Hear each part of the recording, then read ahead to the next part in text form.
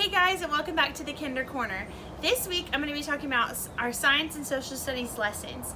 For science, we're talking about living and non-living things, and so in our packets and online on our website, so you can see kind of a checklist. And so the first is, can it grow or change? So let's talk about one of these plants in my backyard. They do grow and they do change all by themselves, right? Once they get all the things they need, they will grow taller, they will grow roots, they will grow more leaves. Do they need air? Yes, the plants need air. That's why they're outside, right? They're taking in carbon dioxide and producing oxygen for us. They need food and water, so they get the nutrients from their soil, and then whenever it rains or we water them, they get food or water. And then if it produces offspring, so plants produce seeds, and then those seeds can plant other plants. So let's talk about this crawfish. Now, a real crawfish obviously is living, but let's talk about this one, right? A pool float. Does it grow or change? No. Does it need air? No. Does it need food or water? No. It doesn't need food or water, right? This is a non-living item.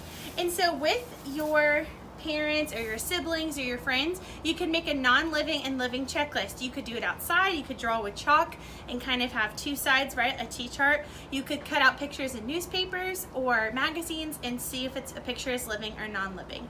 As humans, we are living, right? We need food and water, we grow and we change, we need air, and we produce offspring, just like animals, right? Just like the pets in your house or the birds that you see outside. Hey guys, so we're going to be talking about our social studies lesson, and I have my little friend Walter with me.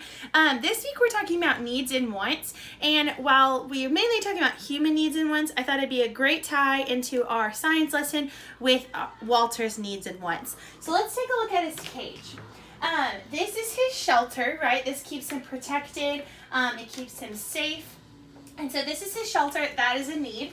In the back of his cage is his water container. That's also a need. And then right here is his food. That's also a need. Let's talk about some of the things in here that are maybe his wants, right? This chew toy, this is more of a want. It's not a need. He gets treats every day. Those are more of a want. He doesn't need them. He has plenty of food.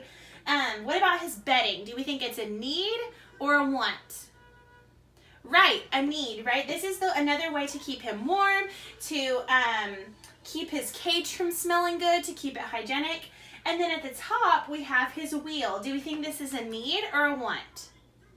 This is also a need. This is his way of exercising, just like how we walk around or play outside. This is how he gets his energy, and this is how he builds up his health. And so in our science lesson or social studies lesson, we talked about how we are going to be discussing needs and wants. And so making a T-chart again, or writing down or drawing your favorite things and discussing with your parents if it's a need or a want. Your toys, those are definitely wants, but things like your breakfast and lunch or your house or your water, those are all needs. So take a look at your pet and see what their needs and wants are. Bye!